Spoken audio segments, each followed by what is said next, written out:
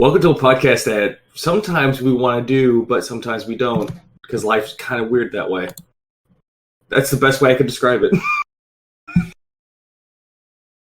I'm Levy.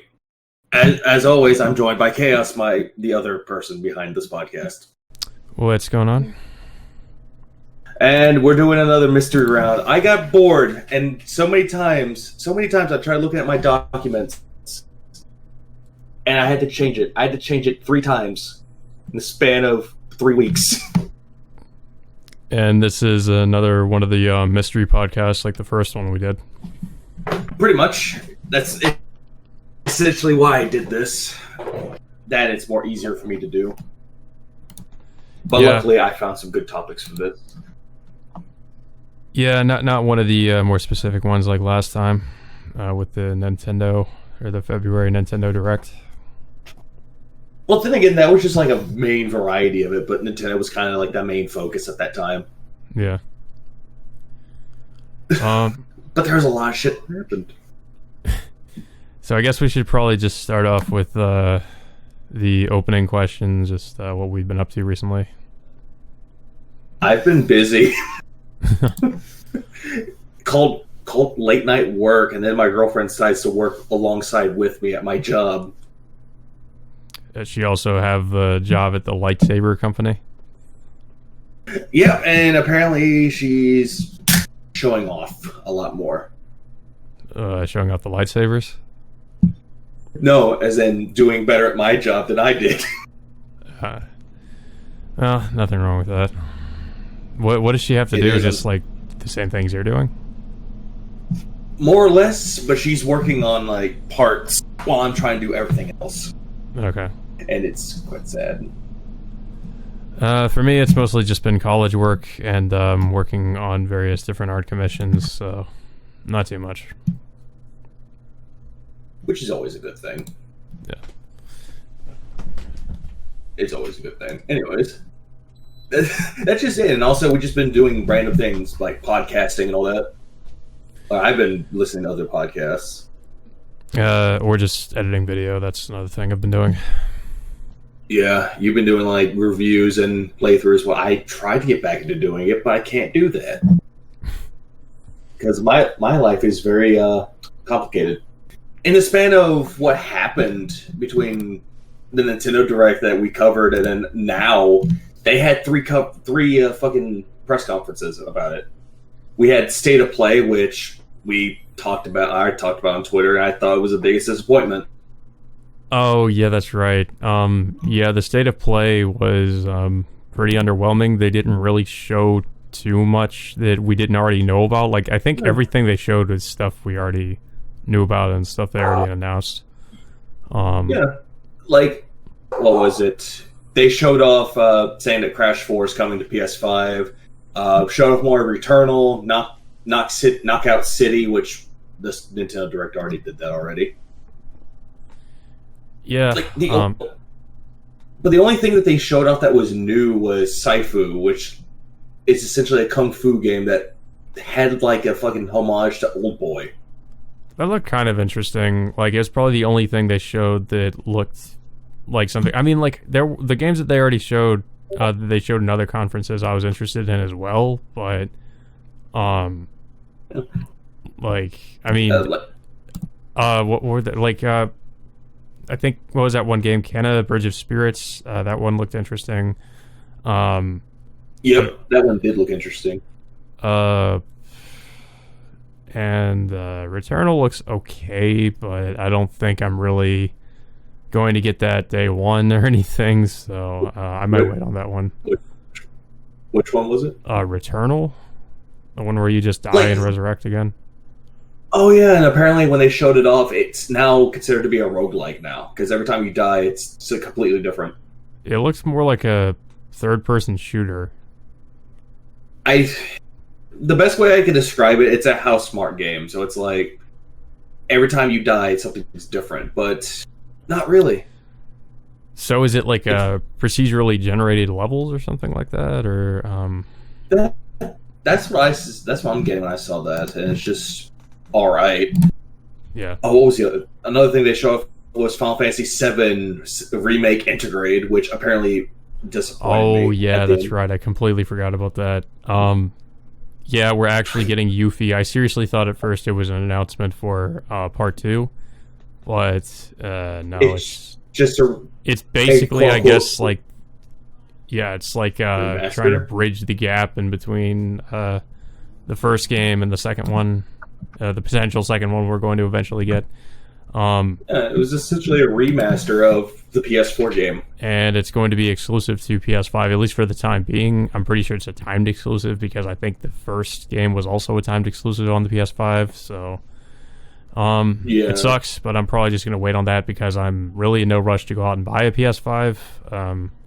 It seems as if Sony is just still on the same bullshit they've been on, where they're just limiting the amount of, or they're, intentionally, I believe, limiting the supply of the PS5s and just doing all these, every time somebody announces there's a new PS5 up on an online store, everybody flocks to get one, and it doesn't matter how fast you are, you're just never going to get it. So, if I ever get a PS5, I'm just waiting on it. Huh? Yeah, essentially what they're doing is taking the piss out of everything. And let's bring up Sony even more, because this was going to be like a topic, but since we talked about Sony, you hear what they're doing with the legacy outlets? The legacy outlets? What do you mean? That's what people are calling it. They're calling it the digital legacy of Sony, which was the PS3 store and the Vita store. They're terminating that. Oh yeah, I did. Okay, I think I did hear about something about them getting rid of the Vita store or something like that. And the PS3 store, and it's closing this summer. And it kind of sucks, but at the same time, I quote unquote get why. I mean, it makes sense because those are outdated.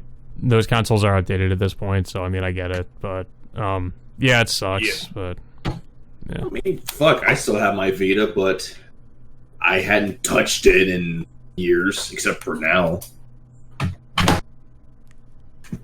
Yeah, because we got better consoles.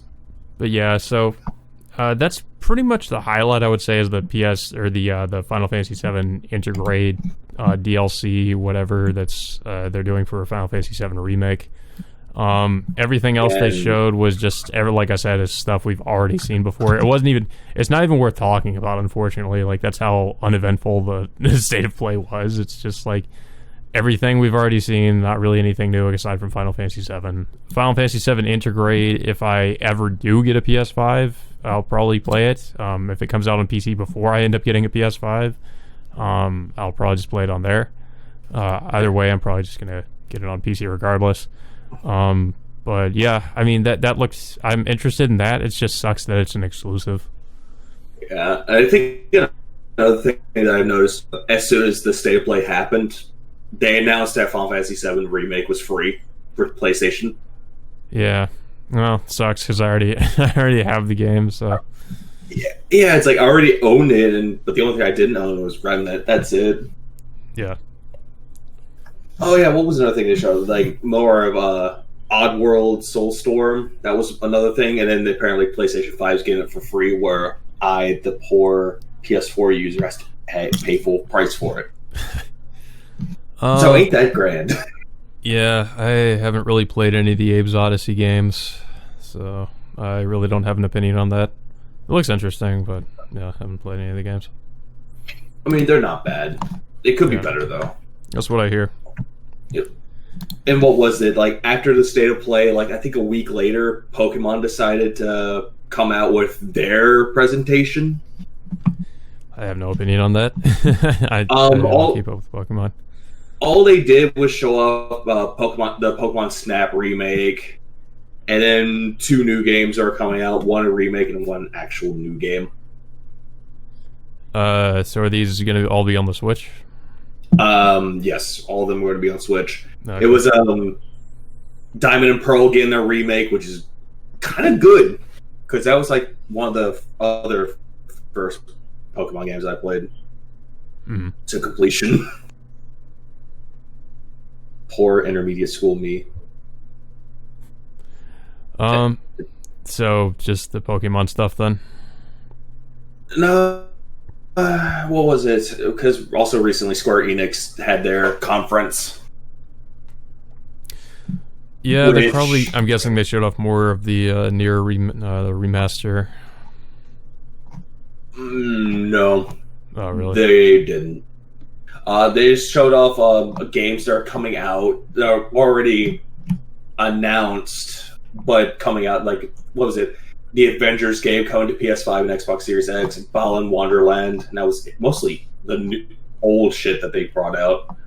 That Avengers game is such a flop. I just don't even know why they... I mean, I don't know. I heard apparently that they were going to do another Deus Ex game, but they put their resources into Avengers. So that's even worse. We would have gotten a sequel to Mankind Divided, but instead we got Avengers. Yeah, I didn't ask for this. I never asked for that. I still hopefully we'll still get it, because I mean I want to see the conclusion of the Adam Jensen saga. Yeah, which they probably will, because what was it? They brought out the trilogy for the definitive Survivor trilogy of Tomb Raider. For Tomb Raider? Yeah, the reboot. Oh, just bring back old Laura. Yeah. It's funny because there's actually a fan remake of Tomb Raider 2. And it looks amazing. I feel like that guy should just, that's what they should be doing, just remake the old games, or just do a new one in the same style as the old Tomb Raider games, where you're actually raiding tombs. I agree 100%. But what was the other one? I'm trying to think. Oh, what they showed off. They showed off more of Outriders and all that. And then they started showing off mobile games and AR games. Yeah, I heard Outriders was kind of meh. It's, I mean, there's a demo of it, but it just looked very meh. That's what I've been hearing. I think it's a looter shooter. Yeah, essentially. I really don't care much for looter shooters. The only one I played a little bit of was Dishonored. Why was I about to say Dishonored? The Bungie game. Not Destiny. Destiny. Yeah, Destiny 2. I mean, it got better over the years. It's essentially like No Man's Sky, how at first it was very poor, but I mean, at least there's more updates. There's DLC just coming out for the game. There's plenty of DLC for the game, so it's like there's plenty of things you can do with it, at least. And then there's Borderlands, exactly. And I played like a little bit of Borderlands, but I just never really got into it. Most people don't because of the art style. I don't mind the art style. It's mostly like the gameplay in itself is just repetitive, and I just couldn't really get that into it. It's just not really my kind of game. Dishonored, why do I keep saying Destiny? Destiny, at least. Why Dishonored? I don't know. They both start with D. Destiny at least has more variety to it. It feels like there's more to do with that game. True. And also I'm not a huge fan of the humor in Borderlands anyway, so that's another thing. It's an acquired taste, and it's also made by Gearbox. That's another thing that people don't like about it. I'm not a fan of Gearbox. Nope. Okay, here's the mobile games. Because I'm just looking at the mobile games and I mean, they have Just Cause Mobile, which is a free-to-play game. Just Cause is another one. Like, I played some of it, but there's like I still haven't beaten the second game, and there's already like two other Just Cause games. Yeah, 3 and 4. And I think I have both of them too, because I think, or at least I have 3 because it was free. I think it was free on, I think it was Epic or some other service I got it on. And then the other one was just really heavily discounted. I think 4 must have been really heavily discounted too. But. What was it? Also, Just Cause 3 and 4 were free on PlayStation once upon a time. Yeah, I mean, it's pretty easy to get your hands on those games. I mean, they're fun games, but that's the other problem is that, I mean, I have the same problem with those games as I have with, like, stuff like Borderlands. It's just really repetitive, and it's pretty much the same game. I mean, they changed some stuff up, but it seems like it's 3 and 4 seem pretty similar to what I saw with 2, or what I played of 2. But maybe it looks like there's some gameplay mechanics that are different, but still the same basic premise. It's like Grand Theft Auto, every new installment. Or just the Far Cry games as well. I mean, although I do admittedly have more fun with the Far Cry games, but there's pretty much the same game. Ever since Depends like Far Cry, on which Far Cry. Well, ever since Far Cry 3, like every Far Cry game after Far Cry 3 is pretty much just Far Cry 3, but it's a different setting. Yeah. Yeah, Far Cry 3, one of them where Troy Baker is the main villain, and the other one, you go against a bunch of hillbillies. Yeah, well, like a cult, yeah. Except the only one that was good after that was Blood Dragon. Yeah, that's the thing. Like, everybody, I don't understand. Like, Ubisoft just has this aversion to doing another Blood Dragon game or doing a game like Blood Dragon. They did Far Cry Blood Dragon, and then there's been so much fan demand for, like, a new one. And then they come out with, like, Trials of the Blood Dragon, which was, like, I think that Trials game, but it was, like, a DLC that had, it was, like, Blood Dragon, Far Cry Blood Dragon. Actually, I gotta look that up. I forget that was an actual game itself. No, that was an actual game itself. Yeah, that was a game. It wasn't DLC. Yeah. It wasn't DLC, but it was a crossover between Blood Dragon and Trials. Yeah, well, maybe not a DLC, but yeah. A crossover game. Basically, we got everything but Far Cry Blood Dragon 2. Yep. What was that? Square Enix. I'm going back to Square Enix. There's 2 major games that they announced. Which was? Oh, right. Okay. The Project Athia thing. They have a name for it now, right? Yeah, I forget what it was. That was actually one of them, which is called Forspoken. Yeah. Honestly, that game looks kind of interesting. Yeah, it looked okay from what I saw the Project Athia trailer. Yeah, it looked really interesting, but I want to see more of it. And then guess what? There was one more announcement where a lot of people were very meh about it. What was that? Take a Wild Swing, what Square Enix published where nobody cared. Well, they've published a few different games. Besides Avengers, but we already talked about that. It's not Final Fantasy, right? No, people actually still care about Final Fantasy. But no, that was not the thing they announced. Yeah, I don't know. What was it? Life is Strange. True Colors. What the hell's that? It is essentially a fucking new installment to the Life is Strange series following an Asian American. So instead of in the second game when we have like Hispanic Americans, 2 brothers, and then this one it's like Asian American. So but why though? Like it's just is it okay. Here's why. It's essentially the biggest thing that I've noticed. The first game had white people, but they were hipsters. Yeah. Okay, fine. First game, I will say this: the first game was great. I didn't mind the first game at all. The second game, or what we have, The Amazing Adventures of Captain Spirit, that demo, which was essentially the demo for 2. I mean, 2 had good ideas, but it just fell flat in the end. I just didn't care about 2. The first game, like, it was okay, but I felt like the story just fell on its face at the end of the game, and the dialogue is just incredibly cringy. The music was okay for it, though. It's a lot of indie indie music. Yeah. I mean, there was like one song that they had for it. I put on my Spotify, which I didn't mind it. Yeah, it's like I think it's called Local Natives. I think it was. Mm-hmm. I gotta look. Local Natives. Yep, I was right. It was called Local Natives. Yeah, but Mount St. Washington. I just don't know why they keep making Life is Strange. Like, why don't they just? Here's what they should do. They should just make a sequel to Vampire. I'd be down for that. I don't know who is actually excited for more fucking Life is Tumblr. You know, like just Or life is Twitter. Yeah.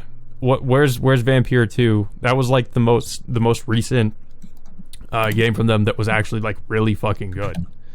The only other game that was like just okay was Remember Me, and like it was just an okay game, but it wasn't really it wasn't very memorable, ironically. Chaos, tell me why. That's all I gotta ask you is tell me why. I don't know why. Yeah, like every game since Life is Strange that they've made, that it has to be like some kind of like heavily story driven, like episodic adventure. Yeah, like some kind of like a teen drama series in a video game form or something. It's like I don't care. I don't know why they think people care. Maybe people who are like really casual. I don't know. Like most people, I don't think give a shit though. Yeah. Another game that they made was called Twin Mirror. Yeah, that was another one. I thought that one looked interesting, but I don't. I wasn't sure about that one. It looked like it might be like another kind of Life is Strange-esque game, but like with different characters, and I don't know. But here's the sad thing, though. It was worse than Tell Me Why. Oh, that's pretty bad. How is it worse? How is it worse? Let's see. Gameplay mechanics and person, like they criticize the gameplay and the protagonists because it lacked personality. I'm guessing there's a lack of much gameplay. Is it just like is it just mostly like dialogue choices and like point and click, or move your character around? Not much gameplay. Yeah, more or less. So basically, Life is Strange, because there's not really. I mean, there's gameplay, but. I mean, Tell Me Why was more of Life is Strangey than Twin Mirror was. I got the vibe that Twin Mirror was trying to be something different, but I was afraid it might have some similar like gameplay aspects to like that Life is Strange did. What if it was trying to be like Twin Peaks? It would be interesting, at least. I mean, we already kind of have a game like that. It's Deadly Premonition, so. Wait, really? Because I'm looking up Life is Strange games now, and apparently there was only one Life is Strange game that was not developed by them, and that was the prequel to the first game. Oh, Before the Storm. With everybody's favorite character, Chloe. Fucking Chloe. Everyone. Well, I like the voice actress that played Chloe originally. She's not a bad voice actress. The character's a colossal bitch. Even though this character was not this version of her was not voiced by her, but consulted by her. Yep. Except for the bonus episode, Farewell. It's like, yep, bye. Nobody cared. Yeah. But yeah, so anything else with the Square Enix conference? No, that was mostly it. Just announcements of games that already came out, fucking phone or augmented reality games. Don't you guys have phones? And also Bubble Bobble. Remember Bubble Bobble? I don't even know what it is. God damn it. I think it was a puzzle game. I mean, it sounds like it might be. Okay, an arcade game. Oh, okay, a platform arcade game. That's the best way I can describe it. Yeah, it sounds like that too. But that's considered a classic, though. A classic that I've never heard of. So I don't think anyone has. It's like a very obscure. But it's a classic. Maybe it's a cult classic. I don't know. Would you consider Bubble Bobble to be a classic? I'm not. I mean, apparently that's what they've said. Is Bubble Bobble a classic? Are you really asking Google if it's a classic? Yes, I am. It was made by Taito, so apparently, yeah, it actually is considered to be a classic because there's a legacy of it. It's god damn. Okay, I have to push myself away from the fucking not cult classics. I gotta push myself away from Google, except when needed. Well, if there's nothing else to talk about there, I think we could probably move on to. There are two things regarding Nintendo on this. Oh, do tell. What's Oh Nintendo about? Oh, this was when I did this, and it actually is true still, where people were still mad about Pyra and Mithra coming to Smash. Oh. How Skyward Sword remake was $60. That's another one.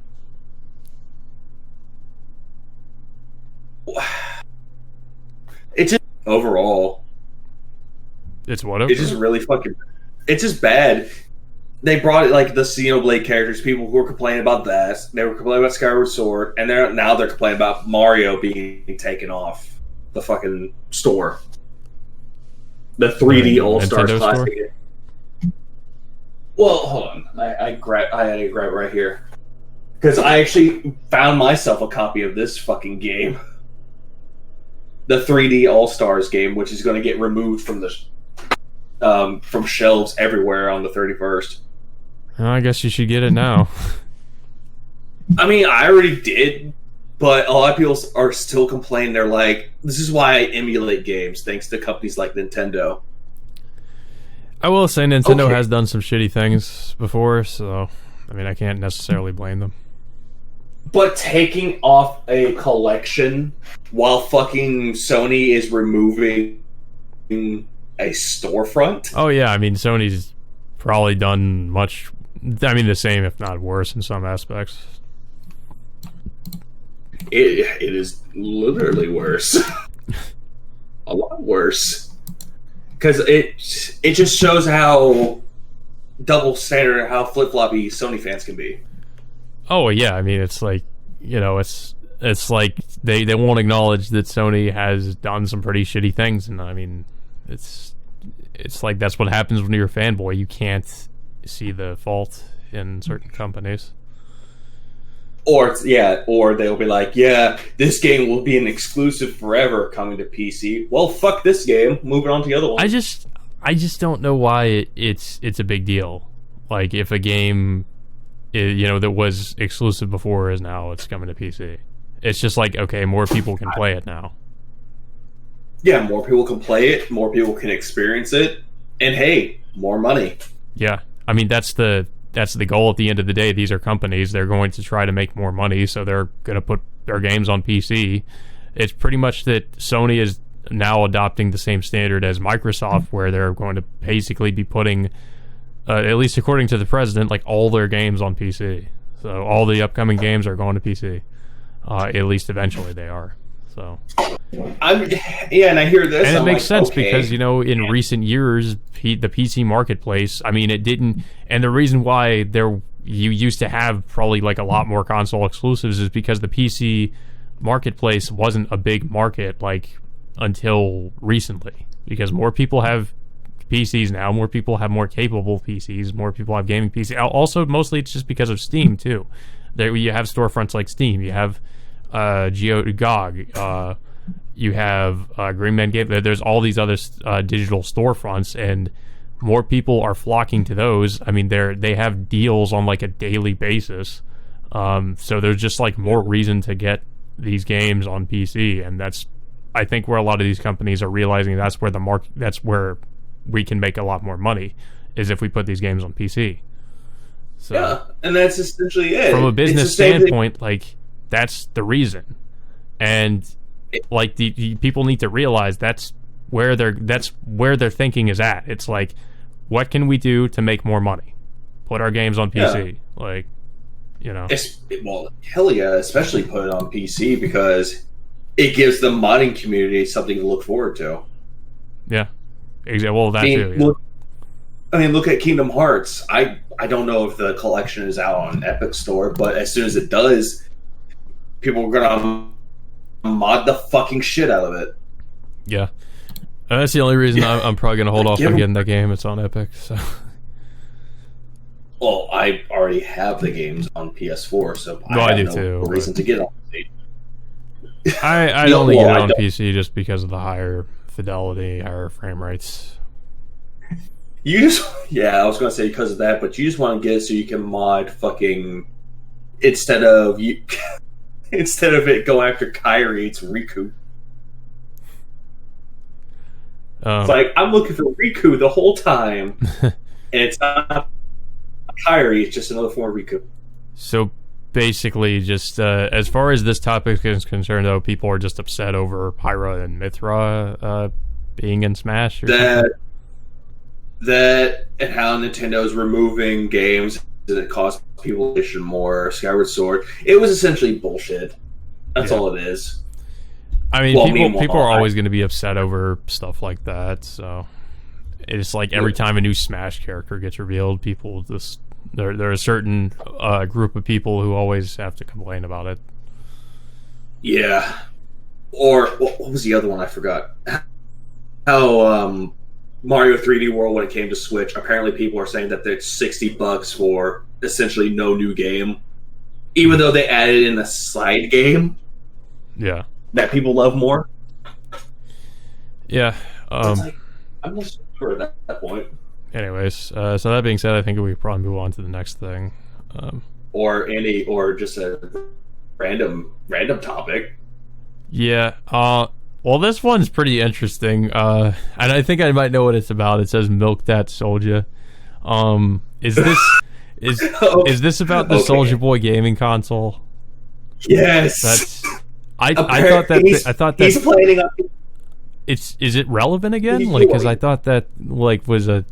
It happened after the Direct. When I saw this, it was fucking hilarious. Apparently, Soulja Boy claimed that he made he's making a new console and a new company called Soulja Games.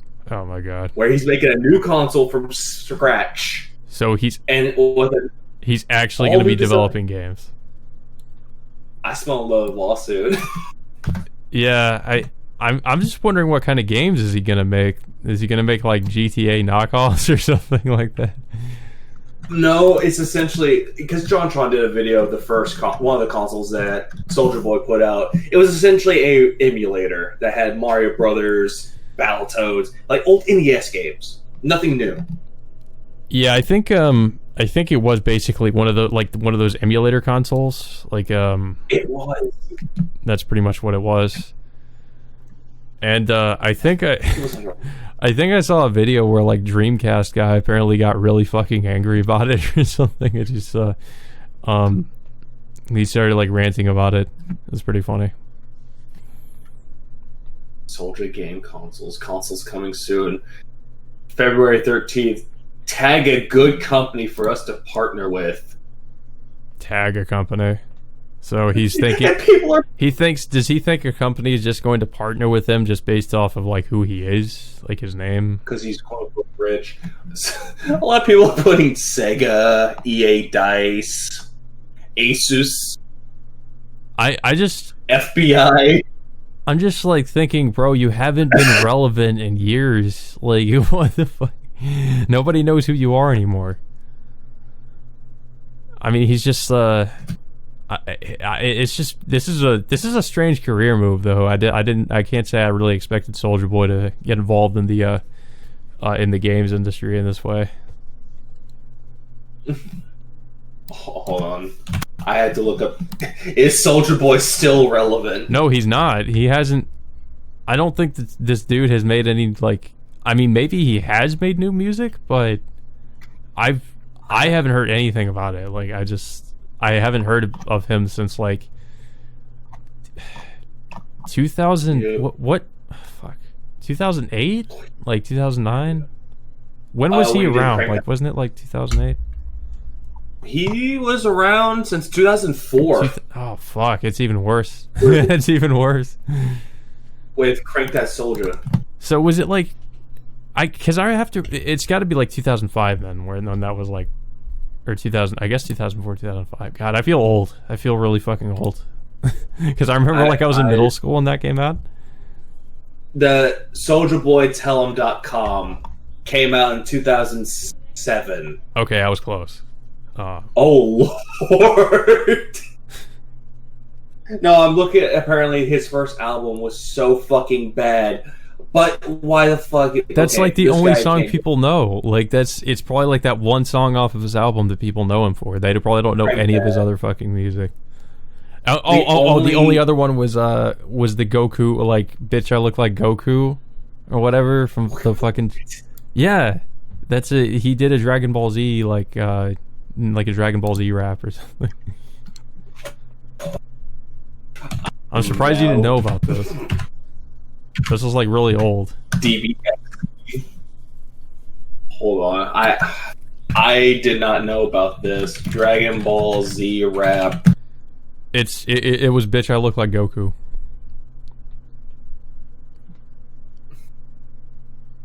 Or it's just called Goku. I think so. It was something like that.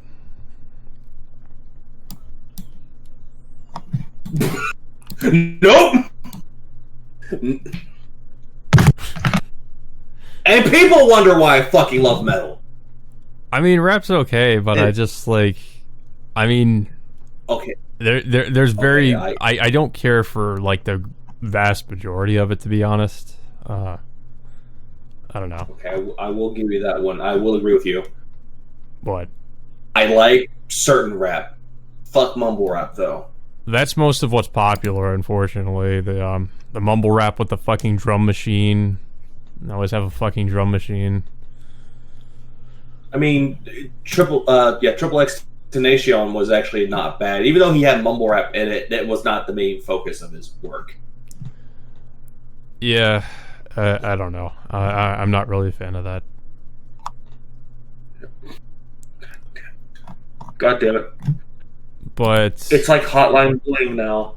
yeah, so I guess the gist of that topic is Soulja Boy is trying to partner up with Make companies another console. and get his his gaming console off the ground, or like his gaming company. Yep. Yep, more or less. So is it just called Soulja Boy Games? Is that the Soldier Game is what it's called. Or Soldier Games. Oh, It's very original, very creative with the names. yep. I'm moving on.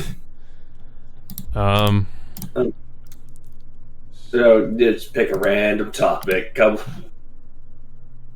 Oh, this should be. Okay, hold on. What's spooky? What's spooky about? Okay. Damn, I wish I had the clip for it, but it's spooky. It's essentially Ikumi Nakamura decided to make her own indie company. Oh, yeah, I saw that. I saw that and I was like, you know what? I'm not gonna lie. I fucking simp for Ikumi Nakamura. Pretty much. Who wouldn't? Pretty much everybody is. She's fucking cute. That's She the is. thing, though. And she's this. You're great now. I got yellow fever, but still. That's like the only one I would actually do. Join the club. Great, one of y'all now. God damn One it. of us. One of us. But apparently, according to what I've read, there's nothing really much new. Like, essentially, she said that she's making an indie company and actually making a new IP, but there's no news on what the company is or what the game is. So she was part of Platinum, wasn't she? Or was it? Or was it? No, Tango Game Works. Yeah, that's right. Okay. For some reason, I was thinking she worked with that one dude. Kimura? No, God damn it. I forgot the guy it, that too. did the Bayonetta games. I can't fucking remember. Hold his on, name. I gotta look. I forgot. He did the Bayonetta games and Devil May Cry, Resident Evil 2. Kamiya. Hideaki Kamiya, yeah. Hideki Kamiya or Shinji Mikami. It was Hideaki. But she worked with... Yeah, she worked with Shinji Mikami. For some reason, I was thinking she worked with Hideaki Kamiya. Yeah. I mean, well, she did... Wait. Well, she might have to some Because extent. apparently she also worked on... Ghostwire Tokyo. Yeah. I'm actually But she interested in ended up that leaving. game. I want to see, Yeah, that but- game actually looks interesting. It looks like a mix of, like, BioShock and some other things. It's like BioShock mixed with, like, J-horror stuff. But also mixed with cyberpunk stuff. Yeah. But apparently, after they announced it, they announced Ghostwire Tokyo. Apparently, she resigned 9 years, working in the studio for 9 years, but this was like 2 years ago. I'm kind of interested to see what kind of games she's gonna come out with. Dating sims. I mean, I would laugh if that was the case, but it's probably not going to be indie games. I think it's probably going to be a horror game. That would be pretty cool. What makes you think it's going to be a horror game? I don't. Well, the last few games that she's worked on with him. Oh yeah, because Shinji Mikami. Yeah.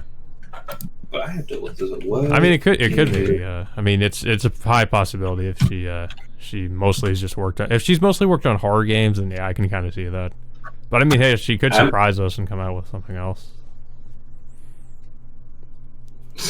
Oh, great! I love how one of the articles of Ikumi Nakamura is like, "Of spooky E3 fame is now opening her own store." Oh, okay. She actually worked on Okami. Okay, so she did work with Kamiya, because that was Kamiya. But, yeah. Yeah. Let's see. She's great. It's the Evil Within fucking trivia. I want to know more about her, not fucking what game she worked on before or after Evil Within. I think she really became popular after she showed up at that one E3, and everybody was just like, she was like really unprepared, and she just kind of like, what's the word, like ad-libbed it, or just, you know, sort of ad-libbed it? Yeah. Or improvised along the way? Yeah, pretty much. Honestly, I think her improv at E3 actually made her credibility a lot better. Yeah, that's pretty much why she's known. But it also shows that she's creative. She has a creative mindset, which is good. This is what the gaming industry or any industry needs, is creative minds. Yeah, exactly. All right. Yeah, I think that's pretty much all that there is to that one. We'll probably move on from there. The other one I really wanted to talk about was Assemble the League, and I'm pretty sure that that was about the Justice League. Yep, the Justice League movie. How it's been out. It's been out for like a couple of days, and people love it a lot more than the original, but hate the runtime. Some people do, some people don't, I guess. Like, for me, the runtime wasn't that big of a deal. I actually didn't see the original movie, so but I did do some research, like, after I saw the Snyder Cut as to, like, how different things were in the Joss Whedon version of it. And, it's pretty crazy how Steppenwolf looks in that movie compared to how he looks in the Snyder Cut. In the Joss Whedon version, he just looks like, I mean, supposedly apparently it's not entirely Joss Whedon's fault that the movie turned out the way it did. It was also just the studio. And I can kind of see that, because it seems like they definitely rushed the movie out, because there is so much, like, when I look at the CG for Steppenwolf, it does not look finished. And certain things about the movie, I can see how it was probably just not finished. But I do blame Joss Whedon for the dialogue in that movie, though, like, or some of the jokes.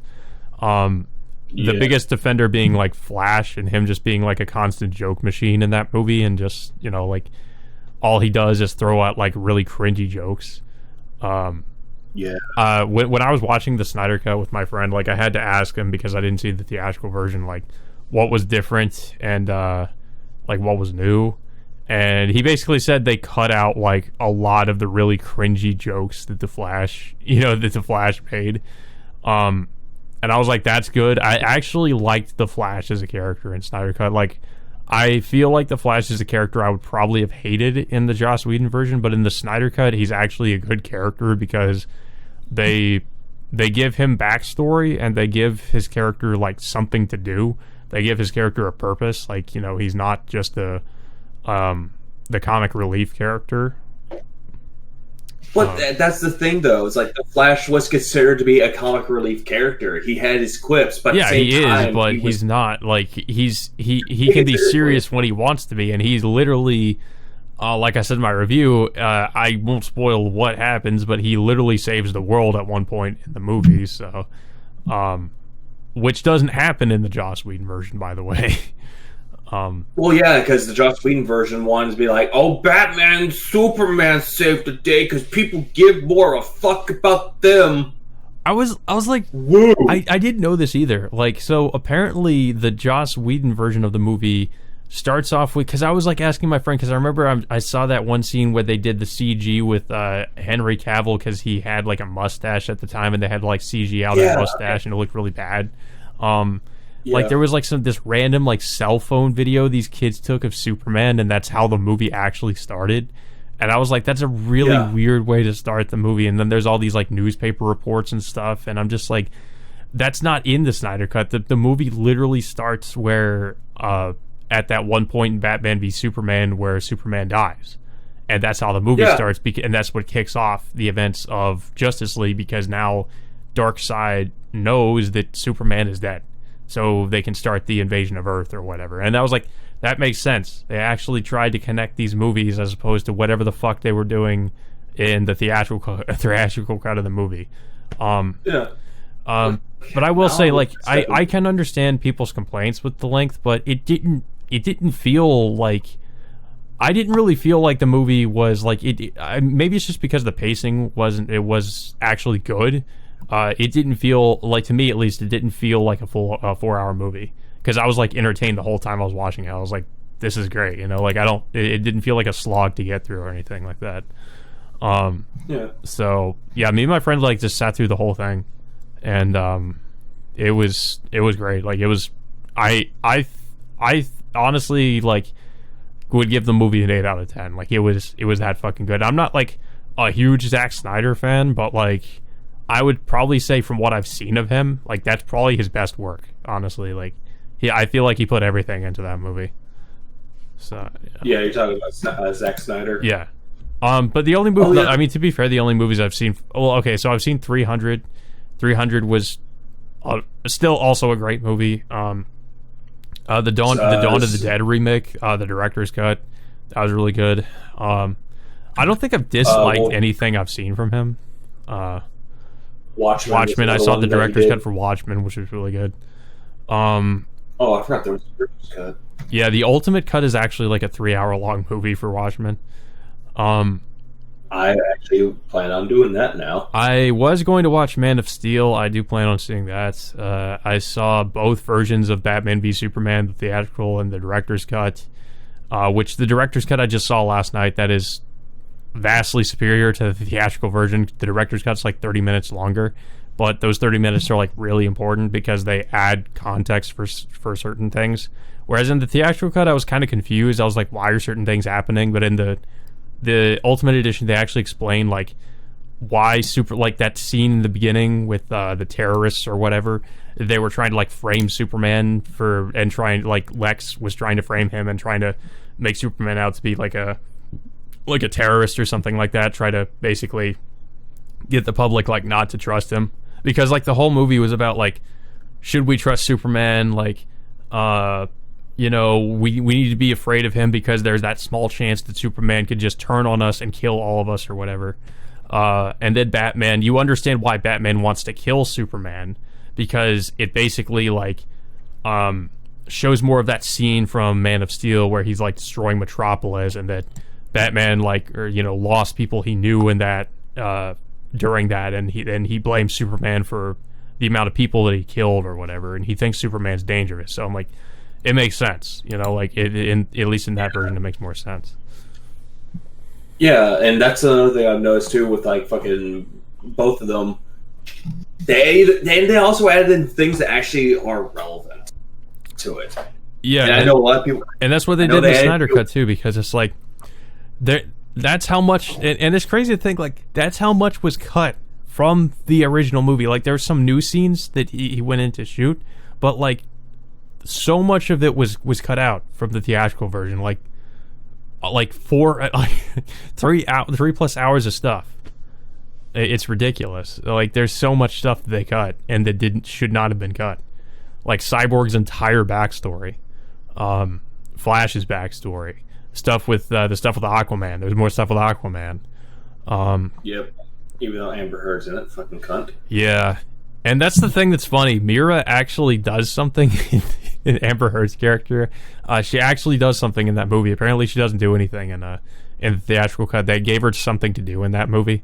It's like even the side characters have stuff to do. It's crazy. Which honestly, that's good. Yeah. Steppenwolf actually feels like an intimidating villain as opposed to whatever the hell he was doing in the theatrical version. Well, looking at the theatrical version to that one, at least he actually looks like a villain and not something out of a fucking Dark Souls game. Yeah, and he's going around cutting off people's heads, and this is also a more brutal movie because this is an R-rated version of the movie, so like people are getting their heads cut off, and there's a lot more blood. There's a lot more blood in it. It's the movie where Batman actually says the word fuck. Yeah, I think fuck is said like 3 different times. So, and I think they really just use the R rating as an excuse to do that, honestly.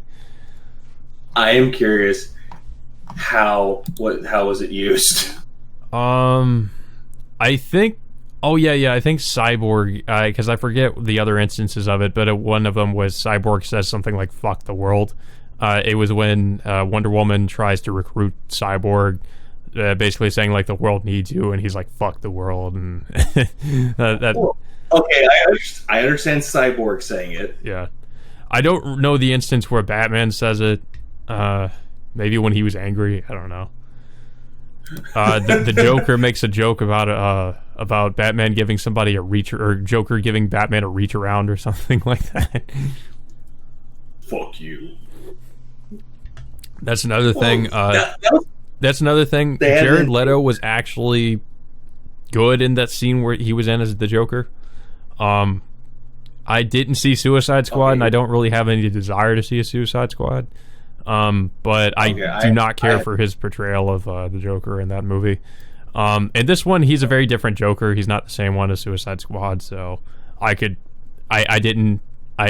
he was the same one as he was in Suicide Squad, I would automatically hate it. Because I don't know what the fuck he was trying to do with his Joker in Suicide Squad. He was trying to be like some kind of I guess he was trying to be like a gangster or something like that in that movie. I don't know. I mean, Joker technically is a gangster, but not like that. Technically, I just don't know. He was going on another comic book. He was going on another incarnation of Joker, which had the tattoos, had the actual gangster suit, not the clown suit. But he basically looked like a 1920s like mobster or something like that, I guess, like mixed with the Joker. That's not this one. That's not what this one looks like. It looks more like the Crow or something. Like it's like a mix between the Joker and the Crow. But like he acts, he acts more like the classic Joker from the comics. Where he's just basically just trying to fuck with Batman, trying to. Yeah, that's his whole purpose. Yeah. So yeah, I actually like this portrayal of Joker. I still think Joaquin Phoenix did a great job, but Joaquin Phoenix did an amazing Joker. Yeah, he deserved that fucking Oscar. I'm not sure how I did mention the laugh too. I'm not sure how I feel about Leto's laugh. It's just like he's just like it's just really restrained. I just don't know. It sounds very strange. Didn't really care too much for it. Yeah, but I don't want to spoil anything about the movie. It was probably the best movie I've seen so far this year. That could change, but so far, yeah, it's like the best one I've seen. So I think it deserves the praise it's getting. Good. I think it deserves the praise it's getting. Unfortunately, I don't know if we're ever going to get the Snyderverse, as people call it. I don't know if we're ever going to get that back because I think a lot of the actors that worked on those movies, like they're not going to come back, like Ezra Miller and Ben Affleck, and I don't know if I think Henry Cavill wants to come back as Superman, but they're doing some other Superman movie and he's not going to come back for it. I don't know. But it sucks because I don't know if we're ever going to get another Zack Snyder DC movie. But I know like people really want more Zack Snyder DC movies though, because they will, because the way that the Snyder Cut ended, it ends. I won't necessarily say like it ends on a cliffhanger, but it ends on in a way where it's like obviously this was setting up more stuff to come from either like a sequel or another Zack Snyder DC movie. So I mean, yeah, that's what he was going for, but we won't because spoil the epilogue is 20 minutes of setup for like other things. Yeah, because they introduced like all these other characters that were not in the movie at all. Yeah, there's a few noteworthy DC villains that show up, as well as another DC hero that hasn't shown up in any of the other movies, and we only get to see in the Snyder Cut. So, yep. One of which is very much was in the Justice League animated series. And he shows up. And I was like, I want more of this now. I want more of this right now. Please give it to me now. Yeah. But yeah, I don't have too much else to say about this topic in particular. It's if you have HBO Max, go see the movie. If you don't have HBO Max, I recommend signing up for like a free trial or something just to watch the movie. I didn't even know that the movie was coming out on Blu-ray. Huh? I said, watch the 4 hours. It's like Lord of the Rings. Just watch it all the way through. Yeah, exactly. I mean, it's definitely worth your time. But the movie is actually getting a home video release. I was surprised to see it's actually getting a 4K release. But I think it's coming out in May, they said. So if you don't have HBO Max and if you don't want to get it, you can always get the 4K release, and it's I guess it's coming out in a couple months. I am definitely going to snag it as soon as it's available. Because I feel like that movie's going to sell out really fucking quick. But I'm going to snag a copy of it just so I can have it. Well, I know you are, because you're a fucking collector when it comes to good shit. Yeah, and also because I know that thing is going to sell out like really fucking fast. So especially if there's a steel book of it. Yeah, that too. But yeah, that's pretty much all I have to say about that. Well, that's one thing that you like so far. Yeah, I was going to talk about it in that section, but I saw you had it on the topic list. But that's one thing that you liked about it. Well, there's many things I liked about it, but yeah. Well, that was another reason why I threw it on there. It's because it's topical, and it's also really good, and we would need to talk about it. Mm. But yeah, so that being said, I guess we can probably move on. I'm a grump. I'm guessing that has to do with Game Grumps. Yeah, and this actually both 5 and 6 are actually kind of related in a sense for one major theme. Apparently, Dan Evdan was accused of being a child groomer. What the? What? Okay, yeah. Okay. Here's that's. Your reaction is how I fucking felt. Because apparently there was a video of him leaked saying that he was asking a minor at the time that they should fuck in a hot tub, but speculating that he groomed someone for sex until they turn 18. And this is this is the Daddy Sex Bang or whatever his name is? Yep. But however, this was a hoax. Oh. So did somebody like Photoshop it or something? Part of it was Photoshop, but apparently, from what I heard, it was actually a fan that had sex with him, and he ghosted them. Oh, so it was like revenge, basically.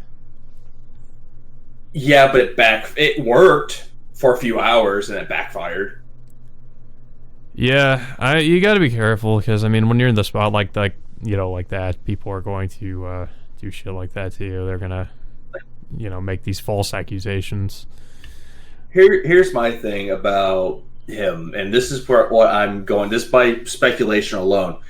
He's not going to be a minor. He has no intention to fuck kids. At least he has. I don't know anything about him.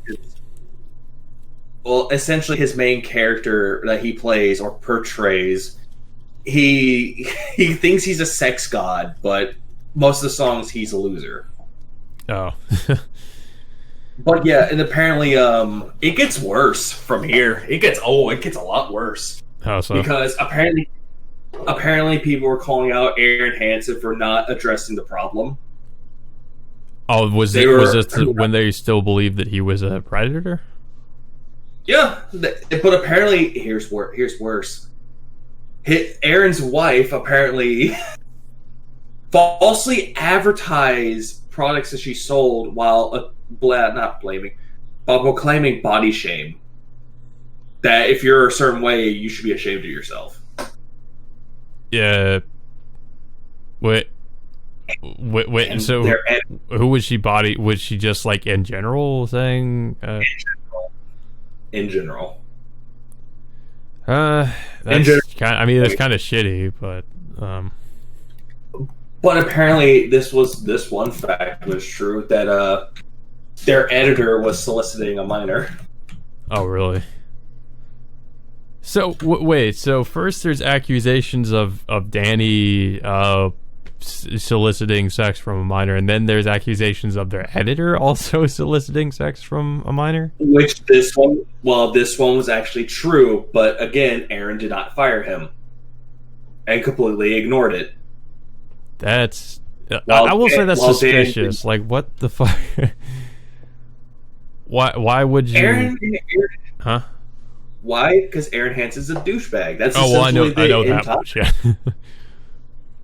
It's like, then I think they just don't want drama, even though he creates it every single time he plays a game badly. Yeah, I mean, and also just if that's true, like, if that really is soliciting sex from a minor, and you didn't fire him, or at least investigate the claims, I mean, yeah, that's kind of like you're inviting drama by doing that, because people are going to talk about that. They're like, why the fuck do you have this guy who's their editor, who's like, apparently supposedly trying to have sex with a minor or whatever the fuck he's trying to do? Because they don't care. They just think, oh hey, people on the internet are crying again. Oh boo hoo. Let's go back to playing Sonic badly again and saying the game sucks. Yeah, essentially being middle. I don't know. That's just gonna eventually bite them in the ass, though. Like, because I mean, something big is gonna happen, and then they just can't ignore it. But apparently a lot of things get bitten in the ass, and he tries not calling them out, but referencing it and just essentially poking fun at them, which you shouldn't do. If they're right about something, don't poke fun or make fun of people. I mean, yeah, if they have receipts to prove it, and if they actually can prove that he's doing this, I mean, it's like mocking them doesn't make you look any better. It makes you look worse. I mean, it's like you'd think the response would be, okay, maybe we should look into this instead of just trying to make fun of the people making those claims. If they, like I said, if they at least can back those up, because there's people who just make those claims without evidence, and then there's people who actually have receipts. And it's like, if they come to you with receipts, then it's like, okay, maybe I should look into this instead of just brushing it off and acting like, those people are stupid or whatever the fuck. It's kind of not the proper way to handle it. Oh, yeah. Proper ways of handling things. Not if you're Aaron Hansen and just completely sweep it under the rug. And also brag. What the fuck is there to brag about, though? Like, are you bragging about, like... He brags about anything. Like, there's a few times where he asked people to donate him shit and give him money. Meanwhile, he's showing off his fucking office or set. His office, but it's actually a big fucking set. And it's showing off all these expensive games and amiibos and Skylander toys that he owns. It sounds... yeah, he's asking people for money. This sounds very Dark Side Phil-esque of him. to beg for money and then to show off his shit. Yeah, and you know what? I'm gonna do something. You wanna know how much their fucking net worth is? How much? 18 fucking million. Jesus.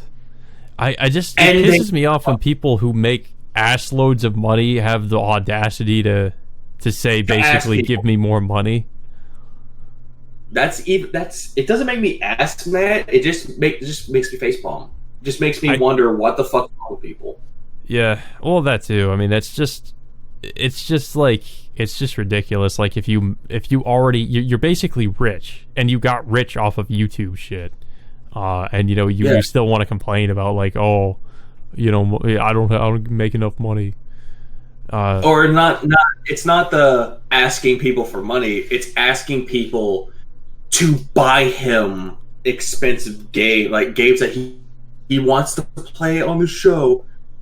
Like games that cost thousands of dollars. One of them was a Flintstones game that cost about a few $1,000s. There's always emulators. You could always do that, but I guess they can't be bothered to figure out how to set that up. Because if you donate to the great Aaron Hansen, he'll greatly appreciate it. He'll do nothing special for you. He'll just say, thank you, here's your name, that's it. That's your credibility. Get the fuck out of here. You know what, speaking of people like that, maybe we should start talk about, what was it, number 6, Doc's side fill? Yeah. This is, okay, here's the thing. I said there was one important theme to 5 and 6. Leaks. This one was actually true. Is it some kind of, what are these leaks? Are they like fucking like him sexting people or something, or like? No, because that would be horrifying. I don't want to know about that. No, you know how he kept saying that people kept doxing him over the years. Oh, you mean like people trying to find his address and stuff? Even though he's fucking shown it off a few times before. Yeah. So he didn't really get doxxed. He fucking stupidly put it out in the open. Well, apparently, he's been doxing both detractors and fans of his. Why is he doxing fans? Like, what? Why would he need to dox fans? Because why? So he could hold something over their heads, like, "Hey, you didn't donate me this money. Oh, this is going to happen to you." That's really fucked up. Jeez. And also, it was shown that, the fucking WWE mobile game that he claimed he never spent money on it? Oh, yeah. Well, that's old news. Yeah, we already knew about it. No, the leaks that were revealed proves that he was lying about everything.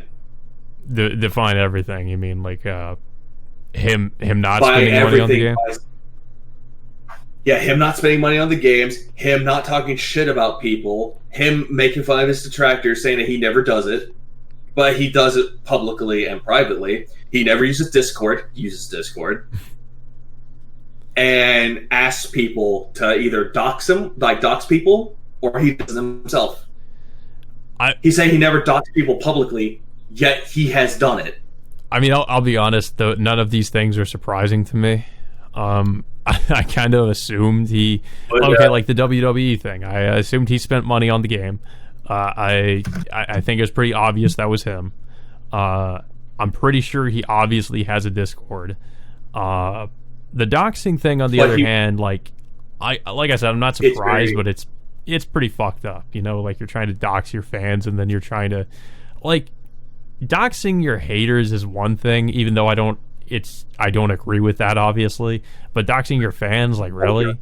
Really? Especially the ones that fucking give you money on Twitch. That's another thing that kind of makes zero sense to me. It's like, why the fuck are you going to dox your fans for that? Essentially, all it does, it gives them their bank number, bank name, or the name of their bank, and it just gives them information of, like, how much money they make, if it's legit, that type of shit. Yeah. That's why he's doing it. He says that he does it to, quote-unquote, make sure the tips are verified. When in reality, he just wants names and all that so he can fucking arrest people. What the fuck's he gonna arrest them for? It's like... fraud. Essentially, not his giving him money? Fraud. Okay. In case, like, if someone gives him money, but it, quote-unquote, is fraud, he'll just try to arrest them. I just feel like that's a lot of projection, because that's, like... He's the only one who's pretty much a fraud, but he's saying other people are fraud. Okay, you said nothing about this surprised you. What if I told you that the person that leaked it was a mod of his? That wouldn't surprise me too much either, because I'm pretty sure that there are people within his fan base who probably don't like him. The guy was a mod of his for 3 years. Oh, wow. It could be maybe he just he eventually started to get frustrated. He got tired of it. Yeah, because, like, I mean, if you remember, a lot of people within the detractor community were people who were former fans of his. So, I mean, it's not that's not really too surprising either that, you know, somebody who was a mod of his was fed up with him and decided to leak some of this stuff. I mean, I don't fucking blame him. No. That's a good thing. Oh, and Twitter makes this whole thing a lot worse. Apparently, they were talking about things that were leaked. And remember the fucking video about him rubbing his fucking crotch in front of a camera? Yeah. Or his phone? Apparently, and he also claimed that his phone was leaked or hacked. Oh, so this is some of his sex that they got a hold of, basically, right? Yeah, and they brought that video back on, and I'm like, ugh. I don't need to see that video again. I don't either, and it's sad. But apparently, this motherfucker also, when he figured out the when he discovered that Dan was actually doing this, quote unquote, actually grooming people, he told people not to fucking do shit like this to have sex with fans. While meanwhile, he's done it twice. Are we talking about Aaron Hansen? Or are we talking about... No, we're talking about... Oh. We're talking about Phil here. We're talking about Phil. Phil's had sex with fans? What? Leanna was a fan of his. Oh, well, yeah, right, true. And his wife is a fan of his, or was a fan of his. Huh. Yeah. Yeah, it's bad. I have to find what he said this, because Twitter is a great fucking thing. Okay, here's what he put. He said, all attention content creators, please stop fucking your fans. Stop grooming, sexting, using them to get your rocks out by abusing your position of popularity for personal gain. Be grateful you have them. They're people too. And then quote Spider-Man. He quotes Spider-Man. Yeah, with great power comes great responsibility. Yeah, oh it comes all right. Something that he probably hasn't done in years. Yeah, well, he's tried to. And what was it? Apparently, fucking, he's like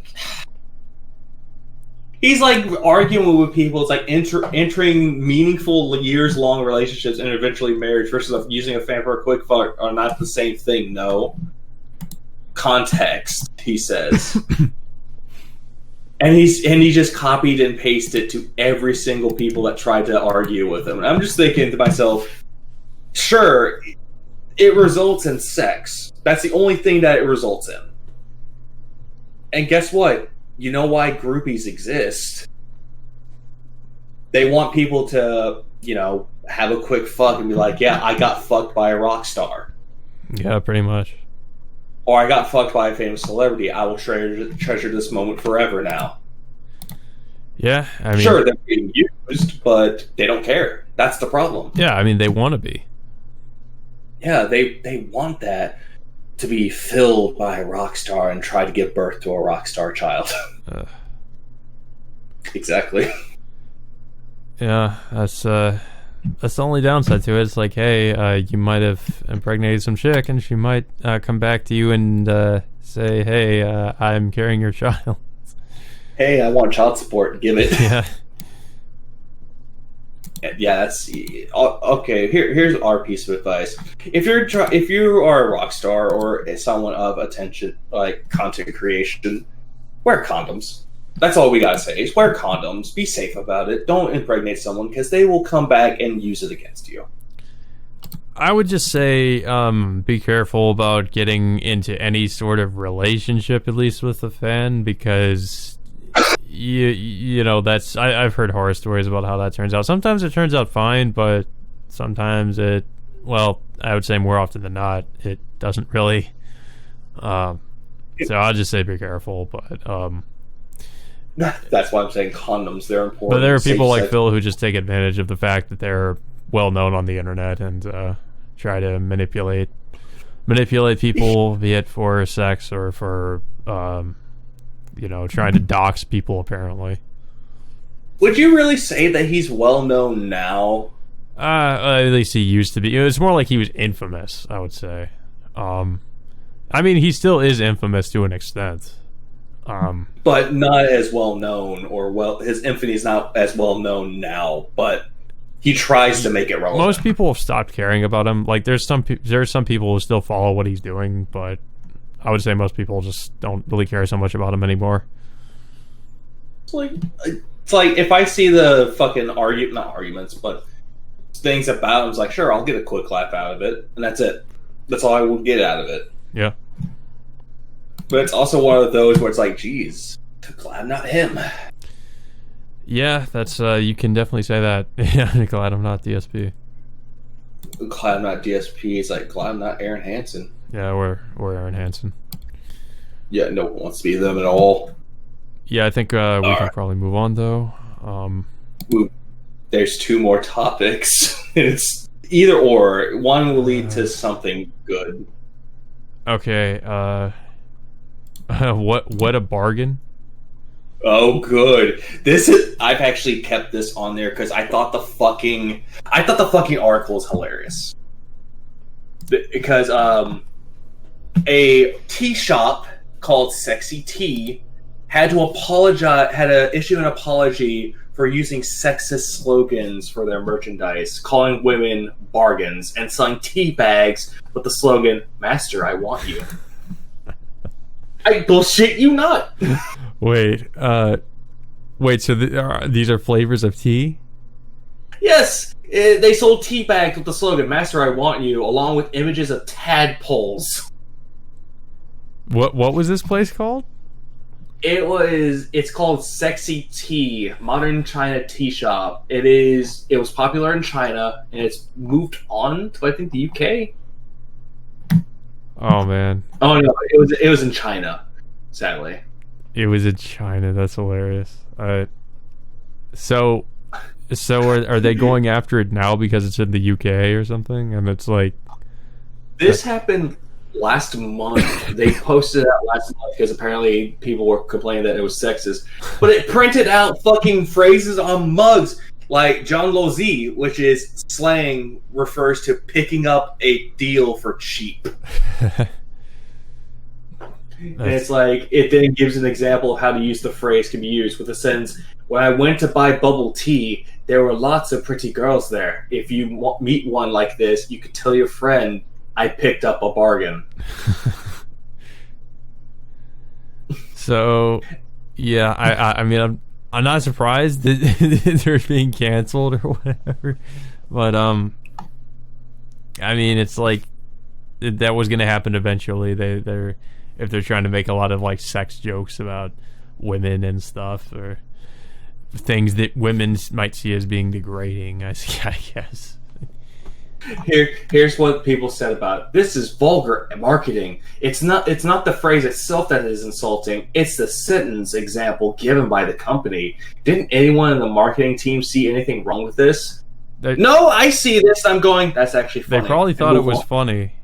I mean, but that's the problem. It's like you can't just say something that's funny anymore, because then these people will fucking come after you and be like, "Oh, yeah."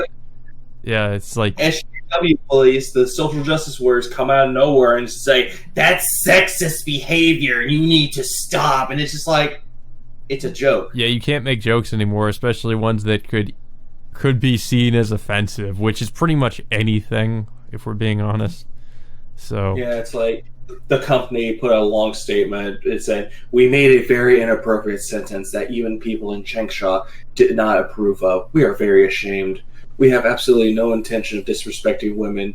We will immediately recall the batch of Changsha dialect-themed mugs and seriously reflect on the incident." And then meanwhile, someone committed seppuku. Well, they already fucked up because they apologized. You just don't. You never apologize. If you apologize, then they've won. Yeah, and many people pointed out the pictures of tadpoles on the tea bag, suggested that it was sperm. And this is where I go, you fuckers ruined fun. Well, yeah, like they don't want you to have fun. they don't want they hate fun. They hate fun and they hate you.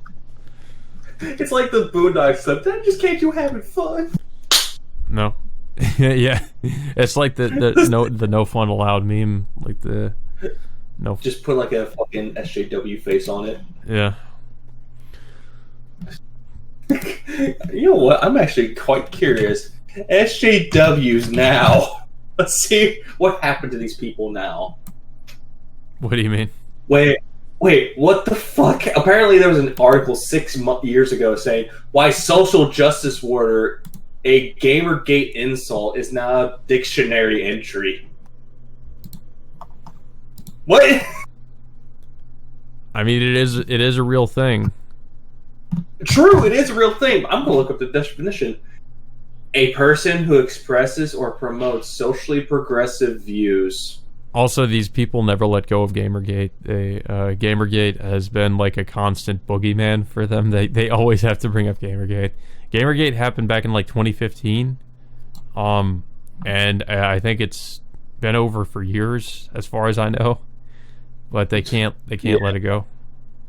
Noun, derogatory, informal. See also, idiot. Okay.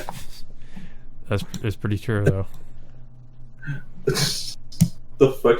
Apparently, there's also an Urban Dictionary form of it. A prerogative term for an individual who repeatedly and vehemently engages in arguments on social justice on the internet, often in a shallow or not well thought out way, or for the purpose of raising their own personal reputation.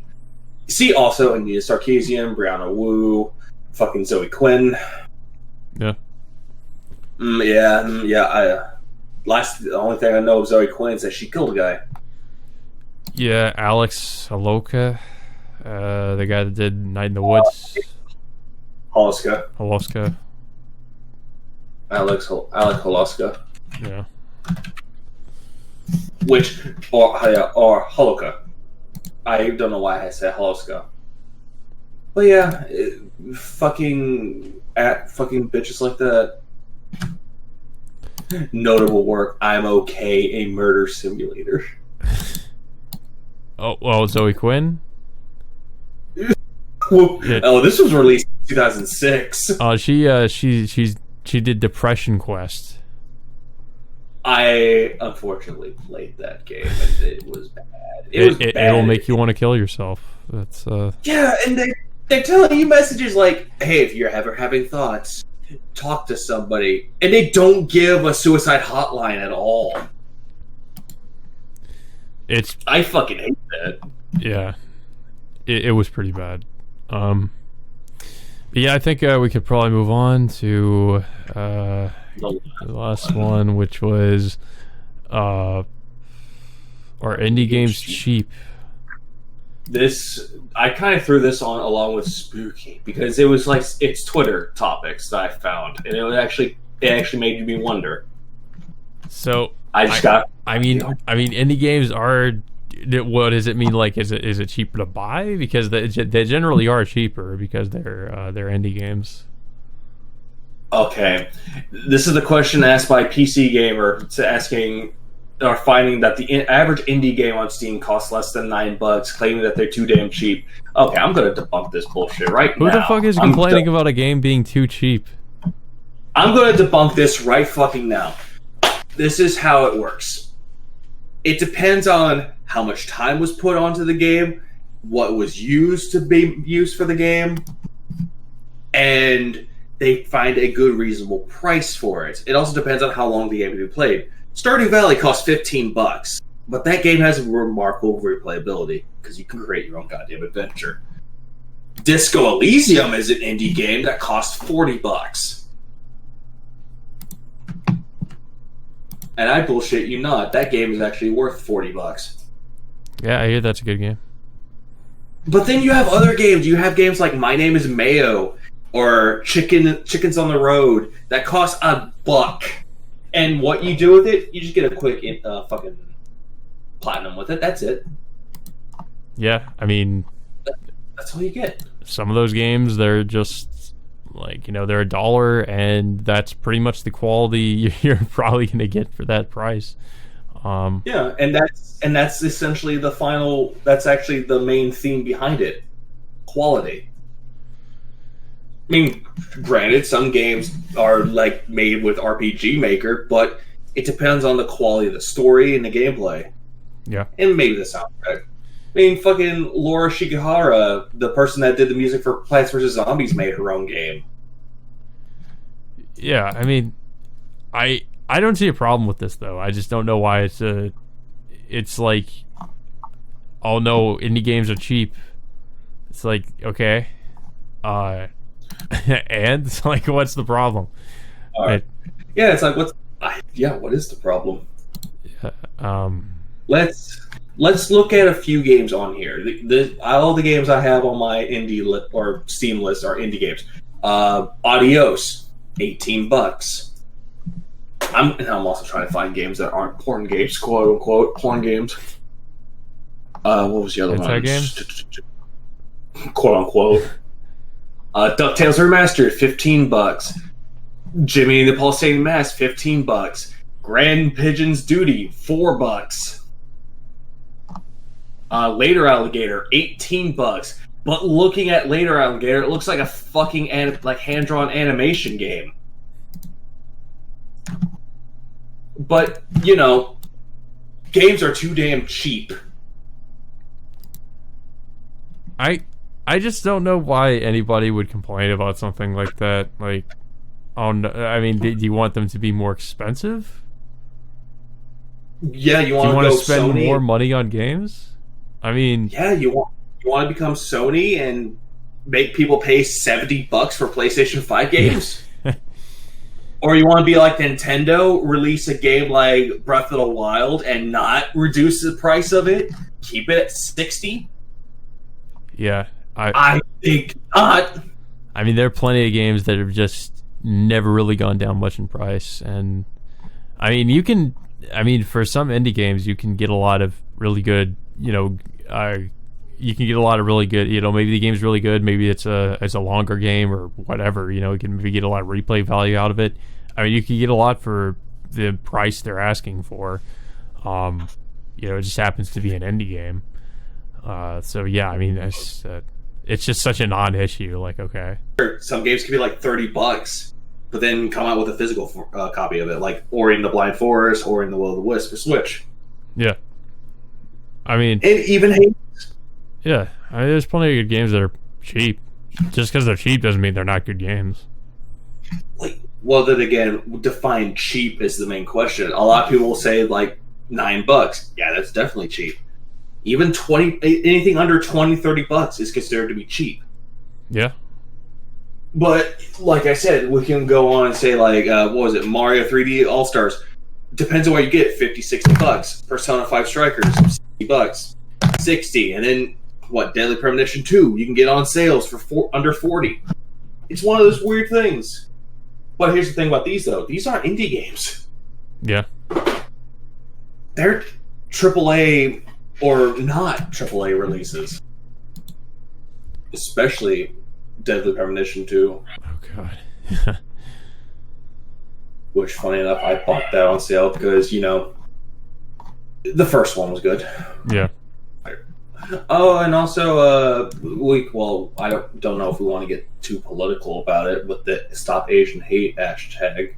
Oh yeah, that. But here's my thing with it, though. I get we should stop hate amongst everything, but at the same time, it's really not my place. And it's kind of sad. I'm just a white guy. I get that people have suffered through a lot of hate, but it's like some things I just don't want to. I don't want information look like an idiot. Yeah, it's because of the shooting. They basically, the media is virtue signaling because they think the guy specifically, I guess they think that he was specifically going after Asian people. I think it was revealed he killed different, it wasn't just Asian people he killed. So, and I don't think it was because like any kind of like racism against Asian people or anything like that. I think it said it was because he had like a sex addiction or whatever. Another one was there saying that, didn't they say that the shooter was white but it turned out to be Middle Eastern? Oh, that was the Colorado. That was a different one. That was the Colorado shooting. Yeah, let's talk about murders. Yay! Yeah, there was some shooting in Colorado. I don't even know what this one was about. It was a shooting, and it was revealed the guy was like, the media, I think at first thought it was going to be a white dude, and then it turned out he was like a Middle Eastern guy, and he was like inspired by ISIS or something. And then they turned it into a gun control issue because he apparently used like according to them at least, he used like an AR-15. So then they turned it into like this, we need to ban all the AR-15s or whatever. I don't know. It's just more fucking clown world bullshit. That's what it was. I really, to be honest, I just don't, it sounds callous, but I don't really pay much attention to these stories anymore because I mean, it's like, yeah, they're tragic, but I feel like the media just is constantly wanting to put their own spin on everything that happens. Like, not even when the bodies are cold yet, they have to pull out the propaganda and the fucking spin and try to make it about something else. And, it's like they don't give a shit about any of the people that fucking died. They don't fucking care. All this is they're taking advantage of the tragedy and trying to use it as a means to what the fuck are you doing? No, I'm still listening, goddamn. Why'd you just fucking randomly pull out a guitar? I don't know, because it just makes me... It's like, it's metal. It's all it is. It just feels like metal right now, but... Anyways... it's also a form of entertainment. Yeah, anyways, but yeah, they'll just use it for their own means, basically, is what I'm trying to say. And it's yeah. I'm so just fed up with all of it, honestly. I don't even keep up with it. Yeah. It's essentially cheap thrills and... I didn't even know about the Stop Asian Hate thing until, like, I actually I heard about it, and I was like, what the fuck are they talking about? Like, I didn't even know the context for it. I just saw, like, the hashtag on Twitter, and then I found out later about, like, the shooting thing, and I was like, so that's what you guys are taking away from what happened? Like, that he was going out to kill Asian people, I guess? I don't fucking know. Okay, here's my thing, and this is where it's going to get kind of historical here. If this took place back in the 70s or 60s, no one would give a shit. Because if it came to anyone that wasn't white, they wouldn't have cared. They were like, "Oh, this race died." Okay, and just leave. They just leave it at that. Look at Jeffrey Dahmer. That's why most of his victims were murdered. Yeah, because nobody. Possibly, yeah. I mean, I still think people would give a shit, but I don't think it would be this. It would just be this mass thing where, like, all these corporations have to virtue signal about it, and be like, we need to stop the hate, stop Asian hate, or whatever the fuck. And it's got, like, Asian actresses and actors coming out and saying, my brothers and sisters, we need to stop against this hate. It's like, dude, don't turn this into a Black Lives Matter movement, because if you want to do something right, be peaceful about it. Don't make this aggressive. It's just like, I just think we need to stop all the race politics shit. That's what I don't see the point of it. All it does is cause further division, because we're focusing specifically, like, on one certain race. Like, that's not what this should be about. This should be about, like, nobody should hate each other regardless of skin color. Like, it's just Asian or not, it doesn't matter. It's like, for the most part, I feel like people should just be colorblind. It's like, I don't see you as this race, I see you as a person. Like, what happened to that? What happened to that, right? Like, now it's all just everybody's like all about, this is what my race is, and it defines who I am as a fucking person. And it's like, that's not how it should be. It's like, this is who I am, this is what I'm, like, into, this is my personality or whatever, not this is me as a white man or whatever. Like, that's not the first thing that should come to your mind when you're, like, talking about who you are. It's like, I don't think about myself that way. I just happen to be a fucking white dude. I didn't choose to be a fucking white dude. I just am, I just don't think of myself as a race. I'm just like, hey, I'm just a man. I'm just a simple man that goes to work and has a attraction to certain things. It's like and that's the thing, like, it's crazy to think about, because you were mentioning, like, in the 70s, people would be, like, really racist about it or whatever, but I actually feel like, at least as we got, like, further along, like, maybe I'd say maybe around, like, the 80s or the 90s, I'm gonna make I feel like maybe this is a hot take, I don't fucking know. I feel like around, like, I don't know, like, say around, for example, like, maybe around 1980s, 1990s, whatever, we were less racist back then than I think that we are now, and I believe the reason for that is because of all this bullshit that... You said the 80s and 90s and all like, that? around that time, yeah, because, like, I don't think people cared as much about, like... Well, that could be somewhat debatable. Like, 80s, I mean, yeah, I can kind of see it. Was it still a big problem? Yeah, but it's like, I feel like now we've gone... We've just regressed so much. Like, we're just... It just feels like, to me now, it's like, it's worse than it's ever been.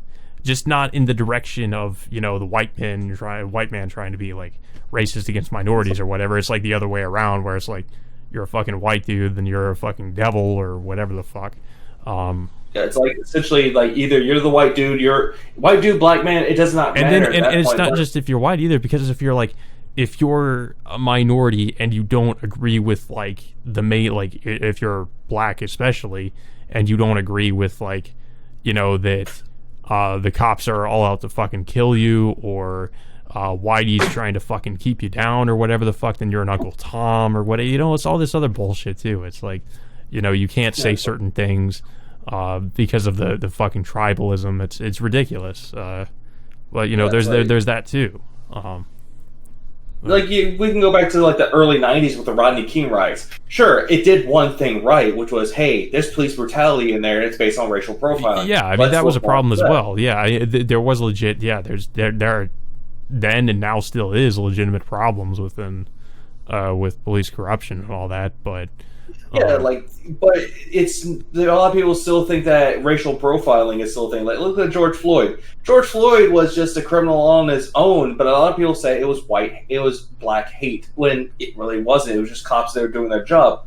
Sure, a little excessive at doing their job. We don't even have the full context for it either. We didn't at the time until, like, the video was released and we found out more about it, because we had the autopsy results and found out that he had fentanyl in his system. He was, like, hopped up on all kinds of drugs. That was why his heart gave out.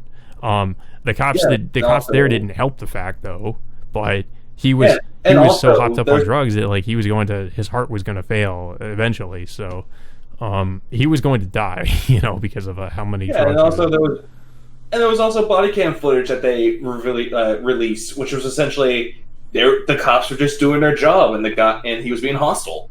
Yeah. Anyways, I think we should probably move away from this topic. Okay. We'll end this political thing with this. We'll say that Ikumi Nakamura is not just a Japanese woman. She is a hot woman that can create really good games. And with that, that was our fucking corner on politics. There, we're done. We might just do politics from now on. We don't know. I try not to go in that direction, to be honest. Especially today, it's too divisive for people. Like, to some extent, I understand why, but I don't think it should be. But I mean, to some extent, I get it. But I just would rather not, like, you know, go much. It is worth talking about in some aspects. Yeah, but there's one thing I will say that's actually quite funny. Before we end it, did you know that Putin actually challenged Biden? Yeah, I know about that. Oh, and also the thing about him falling up the stairs. And also, I don't think you heard about this. But we're supposed to believe he was the most popular president ever, you know, because how many votes he got, right? Like, he's the most popular president in history. Yeah, I mean, speaking of dogs, because my dogs are kind of whining loudly. Did you hear that his dog attacked his own Secret Service agent? Yeah, I did hear about that. Yeah, apparently, and everyone was like, "Oh, look at Champ and Major! They're so cute. They saved him from a foster home for being abused." Meanwhile, he attacks his own Secret Service agent, sends him home. It could be the reason why he didn't accept Putin's invitation. Was because he was quite busy. He wouldn't accept it because he knew that Putin would just fucking But I'm not a big fan of fucking Putin, but I mean, like, I think Putin would fucking just destroy him in a fucking debate. Like, he would not survive. I just love the man's image. He's just the kind of guy. He looks like a party guy, but still. There's a picture of him like riding a horse shirtless or something. There's a gif of him like a topless woman was running after him, and he just looks at her, gives like this approving smirk and the thumbs up before his secret service decides to cover her up. Yeah, it's like, no, that's his groupie. Leave the woman alone. Except he won't ban anyone that makes memes about him that makes him gay. Which I think that's fucking hilarious. Yeah. Anyways, so I guess with that all being said, unless there's anything we wanted to end on, I guess I didn't really have any ideas for that. Okay, that's how we ended up. I'm putting this away. God damn it. Yeah. Well, so this is just another one of the mystery Kaotikast. I hope you guys enjoyed it. Wasn't as long as what we usually do, but yeah, we didn't have a lot of questions for it. We didn't have questions, but we have politics involved. Yeah. Unless there's something else that we could mention too. Nothing that really comes to mind at the moment. But apparently, their Alexis Texas was trending on Twitter. Why? A lot of people said, and a lot of people thought that it's because that's what Miley Cyrus's Hannah Montana's character was supposed to be. She was supposed to be named Alexis Texas. Are we serious? Like really? Yeah. That's what I heard. Let's see. I'm just gonna type this in. Oh God! Don't tell that to the kids, please. Don't tell that to don't tell them to Google. Seeing Alexis Texas trending and seeing why it's trending is like Kanye West looking happy then disappointed. I can't believe that's real. Like, I mean, I can't believe that's real, but someone did this. It was like Alexis Texas trending and not a single pic. What is wrong with y'all? And it's just like an ass shot. I was like, okay. I kind of wish she was trending for other reasons than something fucking stupid like that. That's kind of. And I can't like any of this. I can't like any of these posts because it has to deal with ass. I mean, that's kind of reminds me of some other things I saw that was trending on Twitter, like Parasite Eve was trending, and I was like, oh God, are we getting a remake? And then I was just like, people asking for a remake on Twitter, and I was like, God damn it! So we're, fuck, I thought it was like actually... and people flexing, and they're flexing about it. Yeah. Okay, if you aren't aware of the legend of Alexis Texas, the trending page is just an alternate name they almost gave Hannah Montana. I say, this is y'all Nimbus Cloud Innocence. Is that true? They almost gave her that name? What? Hannah? Like, I call bullshit on that. That's there's no fucking way. To be called Alexis. I'm looking this up now. Oh my God. Yeah. Is it true? The show was originally pinned as Alexis Texas. However, the writers felt it prudent to change the name to Hannah Montana after discovering that Alexis Texas was the name of an adult film star. Oh my God, I would have loved to see that show. No, they should have done it. They should have done it. No, please. That's what I'm saying. They should have done that, though. And then the actual Alexis Texas pops out of nowhere. It's like, is this show about me? It's like, no. She guest stars on an episode. Yes. They she's in a robe going to a set, and she just walks away. That's her only cameo in there. And it's like, well, back to this. And the running joke would be film star Alexis Texas makes her pop debut. And that's the joke, is that this porn star becomes a fucking pop idol. That's amazing. That's I would troll so hard. I'd be like, we need to put this to Tamer. Give her that name. Oh, I agree, 100%. Okay. It's like, but then again, if Sasha Grey can become an actress, like an actual actress, then we're good. Wait, she did? Sasha Grey? Yeah, she's an actress. She's in Open Windows with Elijah Wood. You did not know this? No, what the fuck? What? Sasha Grey plays the main female protagonist in Open Windows. I don't even know what that is, but I kind of want to. What the fuck is Open Windows? Is that like a found footage techno thriller directed by Nacho Vigalondo? Production companies. One of them was Spectre Vision, Elijah Wood's company. That's insane. But apparently, people praise Elijah Wood and Sasha Grey for their acting in it. Imagine Sasha Grey actually being a decent actress. The fuck? I can't think of many like porn stars that actually like went on to actually be legitimate, like legitimate actresses in movies and stuff. I'm looking up like roles that she was in, but she was herself, but it was a parody. Seinfeld, a Triple X parody. Oh well, yeah, that's. I'm moving on. Okay, well, I was gonna mention too, like that kind of reminds me of like the Mia Khalifa thing or whatever, like how she was like trying to go after Bang Bros because she said she wasn't paid enough money or something like that, or like she didn't do like that much porn for them or whatever the fuck she was trying to say, and she was like exposed to being like a liar and all this, and then she tried to have like I think she had like an actual YouTube channel, and she tried to like have like a Twitch career and all this other stuff. Yeah. She's not that hot. I don't know about you, but I mean I don't think she's really that. She's okay. I mean, no. Okay, that's why. Khalifa. Yeah, she's not. I'm just looking at all the other movies she's been a part of, but for Sasha Grey, but the only major role was Open Windows. No. Well, I guess that's how we'll end this podcast, with talking about fucking porn stars. Coming soon to the Disney Channel, the Hannah Montana sequel, Alexis, Texas. I mean, I'd watch it. I don't know about you. I'd watch it. Hey! If Alexis Texas became a legit actress, I would actually watch her movies.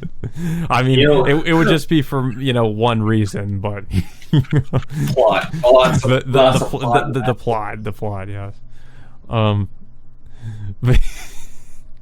Apparently, Alexis Texas. I think it's fucking funny how. Oh wait, nope. I was dead wrong. Apparently, she did come from Texas. Well, that's why she's called that, yeah. But apparently she's Puerto Rican, Norwegian, and German descent, but she looks mostly white. But now she's just ugly as fuck. She's Puerto Rican? Yeah! A Puerto Rican, Norwegian, and German descent. She's got to be like mostly Norwegian and German then, because she does not look, I don't know. Well, I don't know. Sometimes it explains her... It explains her fat ass. That's all I gotta say. Yeah, I'm pretty sure she doesn't look as good now, because I mean she is older now, but yeah when she first started out, oh god damn, apparently everyone's fat to that shit. What? Alexis Texas?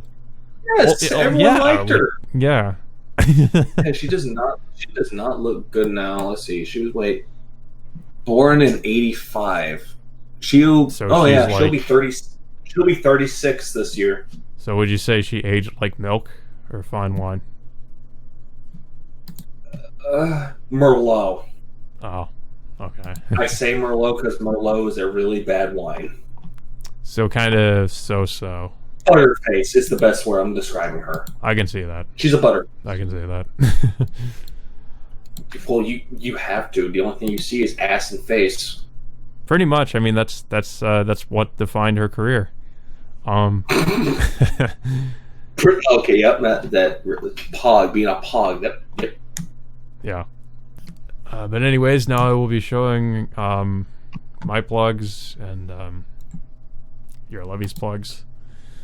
And yeah, so And, that all being said, until next time, we will see you all later.